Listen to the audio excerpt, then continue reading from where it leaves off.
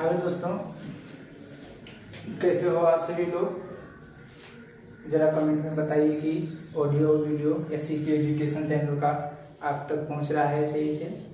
Comment में लिख दीजिए। और हमारा आज ये मैथ का जो फाउंडेशन बैच चल रहा है, मैथ के फाउंडेशन बैच में हम आज त्रिकोणमिति की भी एक क्लास शुरू कर रहे हैं, क्योंकि नंबर सिस्टम की क्लास जो है उसमें डिविजिबिलिटी रूल पढ़ाया जा रहा है। डिविजिबिलिटी रूल का हमारा वो भी लास्ट वीडियो चलेगा। इसके बाद हम वो क्वेश्चन प्रैक्टिस करेंगे और फिर आगे उसके आगे और भी जो रूल हैं वो बताए जाएंगे। और हम एक क्लास किसकी ले रहे हैं, त्रिकोणमिति की। ठीक है, तो ज़्यादा इस पर हम बातें नहीं करेंगे, बाकी वीडियोज़ में हम डेमो क्लास में बता चुके हैं। इसलिए हम चालू करते हैं यहाँ पे, यानी पॉइंट पे सीधे आते हैं। त्रिकोणमिति, जैसा कि आप लोग जानते हैं कि जो त्रिकोणमिति होता है इसमें 90 डिग्री का कोण बनता है। ये त्रिकोणमिति में होता है 3 कोणों की माप की चर्चा की जाती है इसमें जो होता है, और इसकी आवश्यकता क्यों पड़ी और ये कब से पूछा जाता है। तो त्रिकोणमिति बेसिकली पूछा जाता है 9th से। आप सभी बच्चों को कहाँ से देखने को मिलती है त्रिकोणमिति? त्रिकोणमिति 9th क्लास से देखने की मिलती है। इसके बाद आगे चाहे जितना भी स्टैंडर्ड पे चले जाओ तो त्रिकोणमिति वहाँ पर उसकी आवश्यकता पड़ती है। लेकिन वनडे एग्जाम में जितनी भी इसमें डीपली पूछा जाता है उससे कहीं बेहतर और आगे आने वाले समय में भी जो चीज़ यहाँ पे पूछी जाएगी वो यहाँ पे बताया जाएगा। और मैं त्रिकोणमिति को जो बताऊंगा तो जहाँ से शुरुआत हुई, जैसे शुरुआत हुई, क्यों आवश्यकता पड़ी, कैसे कैसे ट्रिक्स बने और क्या फार्मूले होते हैं, कितने कंसेप्ट, कितने साइन का उपयोग होता है, ये सारी चीजें यहाँ पे आप सबको बताई जाएगी। और त्रिकोणमिति बहुत कठिन चैप्टर नहीं है, आसान ही चैप्टर है। इसमें क्या होता है, जो फार्मूले बनते हैं वो सीधे सवाल के एक रास्ते की तरह वो दिखते रहते हैं, वहां से फार्मूले क्या होते हैं, बन जाते हैं।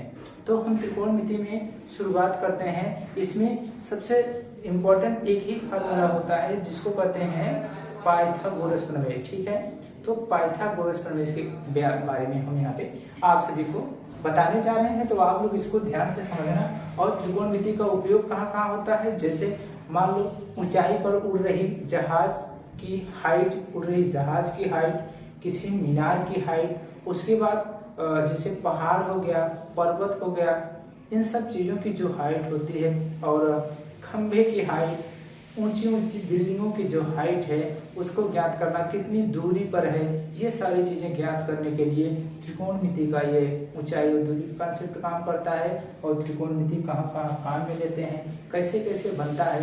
त्रिकोणमिति में मैं एक वैल्यू पुटिंग मेथड भी बताऊंगा। कौन सा मेथड? वैल्यू पुटिंग मेथड जो बताऊंगा वो बहुत ही एग्जैक्ट एकदम आंसर आएगा।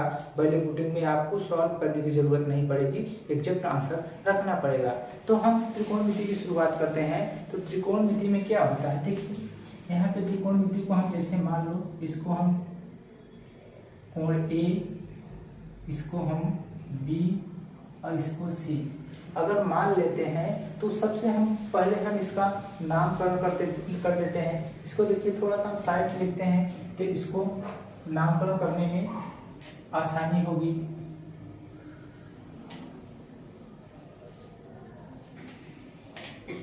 ठीक है, तो ये हो जाएगा। त्रिकोणमिति में जो जो होता है वो सारी चीजें यहाँ पे हम आज बता देते हैं। तो ये जैसे 3 कोण हो गया और तीनों कोणों को, इस कोण को क्या कहते हैं, 90 डिग्री। ये कोण कैसा होता है, 90 अंश का होता है। जैसा कि आप लोग जानते हैं तीनों कोणों का योग A हो गया, A B हो गया, A C, और कोण A plus angle B plus angle C का मान जो होता है वो हमेशा कितना होता है, 180 अंश। देखिए ये इसका मान जो 180 अंश होता है वो जब हम ज्योमेट्री पढ़ाना शुरू करेंगे तो इन चीजों को सिद्ध करके बताएंगे कि ऐसा क्यों होता है।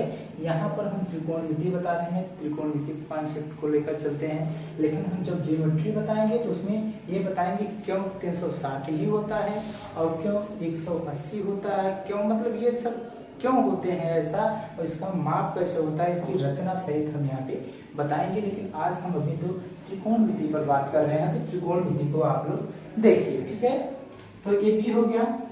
अगर ये 90 डिग्री का हुआ तो ये शेष जो कोण हो जाएंगे, कोण जैसे ए है और प्लस सी, इसका मान हमेशा 90 अंश के बराबर हो जाएगा। थोड़ा सा ये बात ध्यान दीजिए। अब इसमें बात आती है भुजाओं की।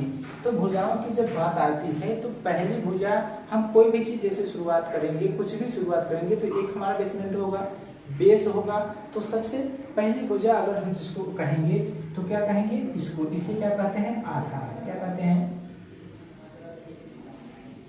इसको नाम देते हैं आधार।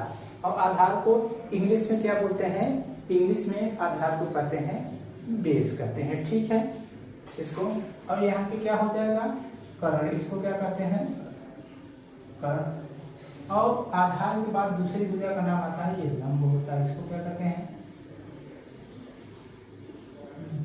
ठीक है। कर्ण को बोलते हैं हाइपोटेन्यूस, लंब को बोलते हैं परपेंडिकुलर, और आधार को क्या बोलते हैं, बेस बोलते हैं। ठीक है, इसको हम ए से डिनोट करते हैं, इसको हम एल से डिनोट करते हैं, और इसको हम एच से, के से, ठीक है, इसको हम के से डिनोट करते हैं। उसके बाद जब बात बेस की आती है तो बेस में हम इसको कैसे करते हैं, बी, और उसको बी से, इसको पी से, और इसको किससे, एच से। देखिए बी का मतलब होता है बेस, ठीक है, बी का मतलब क्या होता है, इसका मतलब हुआ आधार, इसका मतलब होता है बेस, ठीक है, इसका मतलब होता है परपेंडिकुलर। ठीक, इसको हम क्या लिख सकते हैं,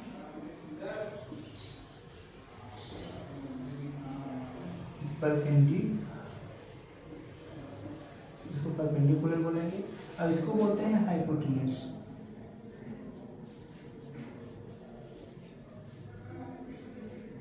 इसको हाइपोटेन्यूस बोलते हैं। तो ये चीज केवल याद रखना, क्योंकि मैं त्रिकोणमिति का ये सब फर्स्ट क्लास है तो बता रहा हूँ, इसलिए थोड़ा समय लग रहा है। बाकी इसको तो जब हम आपको याद करने के बताएंगे तो याद करने के लिए तो सीधा ये बताएंगे कि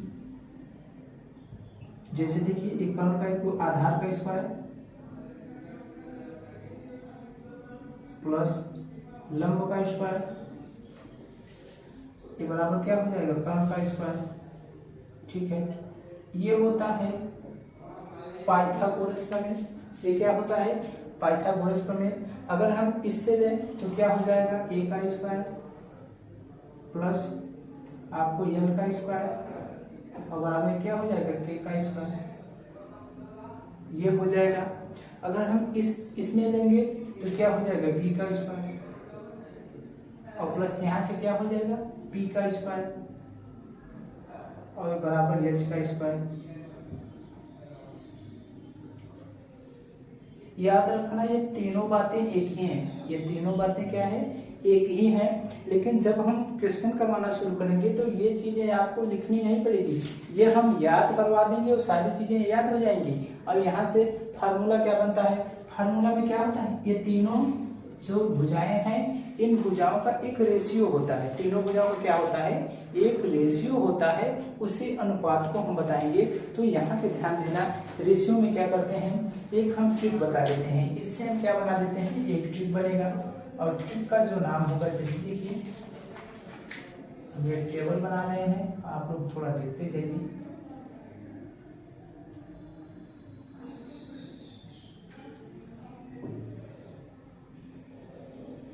ठीक है, तो यहाँ पे हम क्या लिख देते हैं,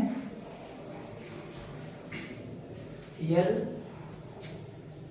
ए एल, हमने क्या लिखा, एल ए एल।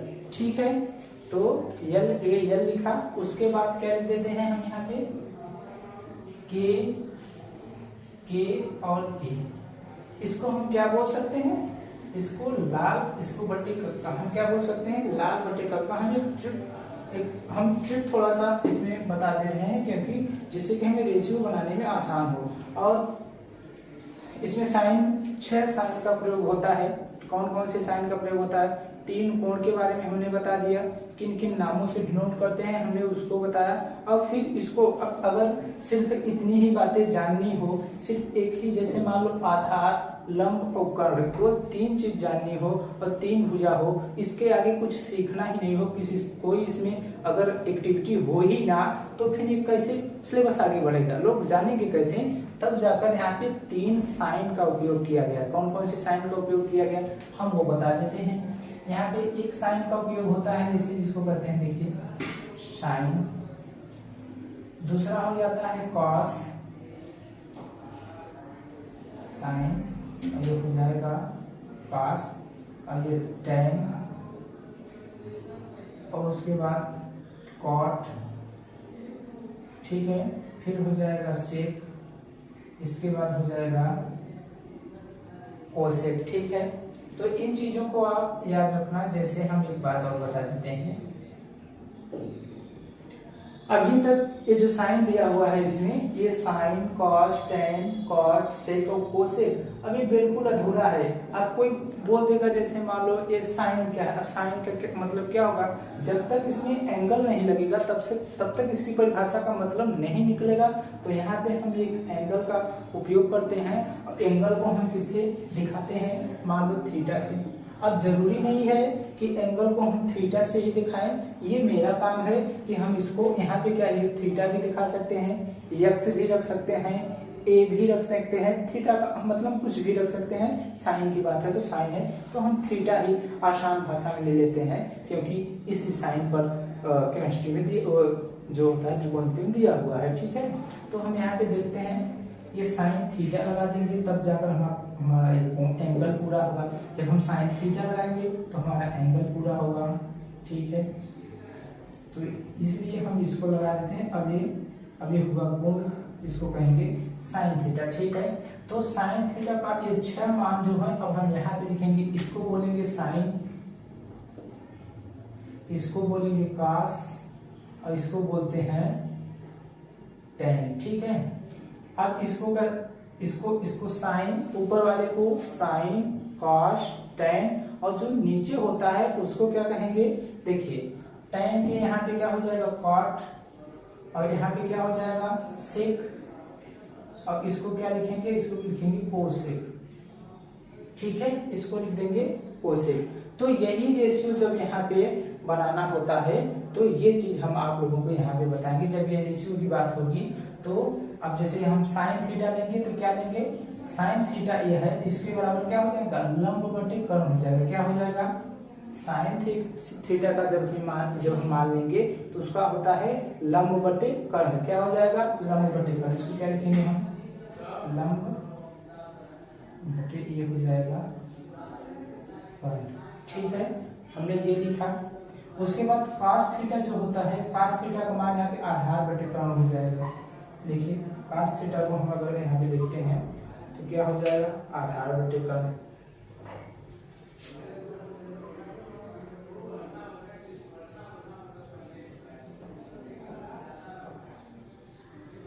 आप इन सब चीजों को देखते जाइए। मैं यहीं से जब हम देखिए, अब एक बात और भी ध्यान दीजिए, यहाँ पे हम नहीं लिखे, इसको कहते हैं क्या, साइन, इसको कहते हैं कॉस, और इसको कहते हैं टैन। साइन को कोसेक में चेंज करते हैं, साइन को किसमें, कोसेक में चेंज करते हैं, कॉस को सेक में चेंज करते हैं, और टैन को किसमें चेंज करते हैं, कॉट, ठीक है। टैन को कॉट में चेंज करते हैं, यही बोलते हैं। तो यहाँ पे हम आधार बटे कर्ण, टैन थीटा बराबर क्या हो जाएगा, लंब बटे आधार। टैन थीटा बराबर क्या हो जाएगा, ये हो जाएगा लंब, ये बटे हो जाएगा आधार। उसके बाद कॉट थीटा, जब कॉट थीटा देखिए लंब बटे आधार होने में जब कॉट थीटा की बात आएगी तब आप यहाँ से शुरू करेंगे, और कॉट थीटा में हमेशा क्या हो जाता है, उल्टा हो जाता है। तो कॉट थीटा का जब हम मान निकालेंगे तो क्या हो जाएगा, आधार बटे लंब हो जाएगा। कॉट थीटा क्या हो जाएगा, अब जरा बताइए, कॉट थीटा हो जाएगा आधार बटे लंब, ठीक है। तो इसको हम क्या लिखेंगे, आधार बटे लंब। देखिए आधार बटे लंब नीचे से ऊपर लिखेंगे, ठीक है। आधार बटे क्या हो जाएगा, लंब, ठीक है। इसको आगे हम बढ़ेंगे, जब सेक थीटा का मान निकालेंगे तो कर्ण बटे आधार हो जाएगा। सेक थीटा का मान क्या हो जाएगा, ये हो जाएगा कर्ण बटे आधार। ठीक है, इन सब चीजों को नोट करते जाइए। आगे बात कोसेक थीटा की, तो कोसेक थीटा की कर्ण बटे लंब हो जाएगा। ये क्या हो जाएगा, कर्ण बटे लंब। ठीक है, तो इन चीजों को आप लोग याद रखिए, क्योंकि इसमें अभी मैं आधार, लंब और कर्ण का रेशियो यहाँ पे लिख दिया है। आधार, लंब, कर्ण का रेशियो लिखने के बाद हम इसको एक चीज और क्या लिख सकते हैं, देखिए यहां से हम लिखेंगे, आप लोग देखते जाइए। ठीक है, साइन थीटा बराबर क्या हो जाएगा, लंब बटे कर्ण, तो हम इसको यल अपान के लिख सकते हैं। देखिए साइन थीटा को हम यल अपान के लिख सकते हैं। आगे अगर साइन थीटा को यल बटे के लिखा, तो यहाँ पर देखिए आधार, cos थीटा को आधार बटे कर्ण लिख सकते हैं, a अपान के लिख सकते हैं। देखिए आधार बटे कर्ण लिख सकते हैं। उसके बाद जब tan थीटा आता है तो लंब बटे आधार लिखेंगे, यानी कि यल बटे a लिखेंगे। ठीक है, फिर आएगा cot थीटा, तो cot थीटा आएगा तो हम इसी को हम चेंज कर देते हैं, a अपान यल कर देते हैं। क्या कर देते हैं, a अपान यल, क्योंकि cot थीटा का जो मान होता है वो a अपान यल हो जाएगा। देखिए a tan का ही चेंज रूप होता है। अब sec थीटा का आएगा तो हम cos का उल्टा कर देंगे। देखिए cos में क्या है, cos में है कर्ण बटे आधार बटे कर्ण, अब इसमें cos में क्या है, कर्ण बटे आधार, तो हम इसी को क्या कर देते हैं, चेंज कर देते हैं। ठीक है, तो कर्ण को हम क्या करेंगे, k। ठीक है, अब k अब कर्ण को क्या कर देंगे, देखिए कर्ण को, अब ये आधार है, आधार बटे कर्ण हो जाएगा, तो ये k है, k ऊपर चला जाएगा, अब a नीचे चला जाएगा, तो sec थीटा यहाँ पर दिया, sec थीटा कर्ण बटे आधार, तो कर्ण बटे आधार हो जाएगा। ठीक है, कोसेक थीटा को लेंगे तो साइन को हम चेंज कर देंगे, यानी कोसेक थीटा है तो कर्ण बटे लंब हो जाएगा। क्या हो जाएगा, k अपान यल। ठीक है, k अपान यल हो जाएगा। ठीक है, तो ये चीज यहाँ पे आप लोग याद रखिए, ये चीजें हो जाएंगी। इसके बाद इसको जब हम चेंज करेंगे, इसे हम और क्या लिख सकते हैं, ध्यान दीजिए, एक हम ऐसा ही चीज और लिखते हैं, कहाँ पे, आपको यहीं पे लिख देते हैं, आप लोग देखिए, जिसको कहेंगे पंडित विष्णु प्रसाद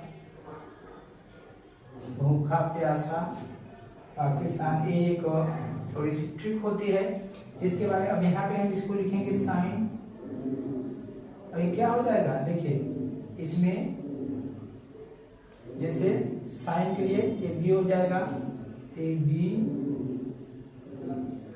उसके बाद पी, और उसके बाद ये हो जाएगा बी पी पी, भूखा प्यासा पाकिस्तान। ठीक है, यानी कि बेस परपेंडिकुलर, और उसके बाद क्या हो जाएगा, हाइपोटेन्यूस, नहीं हाँ देखिए भूखा प्यासा पाकिस्तान है, मतलब नहीं, हाँ यार इसको देख लेते हैं थोड़ा सा। ये साइन जो होता है, इसमें साइन के बाद क्या करते हैं, पी बी, यानी पाकिस्तान भूखा प्यासा जो होता है, ये इसमें कॉन्सेप्ट लगता है, तो यहाँ पे हो जाएगा पी। ठीक है, और यहाँ पे बी और ये पी। ठीक है, और नीचे क्या हो जाएगा, नीचे इस ट्रिक को अगर हम बताते हैं तो नीचे हो जाएगा, देखिए एच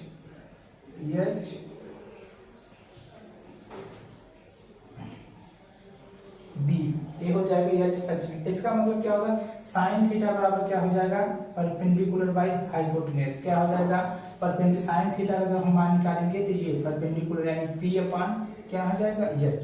क्या हो जाएगा, ये पी अपान एच हो जाएगा जब हम साइन थीटा का मान निकालेंगे। तो यहाँ पर ये क्या हो जाएगा, कास, और ये हो जाएगा टेन, और यहाँ पे हो जाएगा क्या, कोसेक, और यहाँ पर हो जाएगा सेक, और यहाँ पर हो जाएगा कॉट। ये हो जाएगा, तो इससे ये जो जैसे बी है, पी है और एच, इन चीजों को मिलाकर हमने इस ट्रिक को बताया, तो यहीं पर हम इसको क्या लिख सकते थे, पी अपान एच हो जाएगा, और यहाँ पे क्या हो जाएगा, बी अपान एच, और उसके बाद यहाँ पे क्या हो जाएगा, पी अपान बी।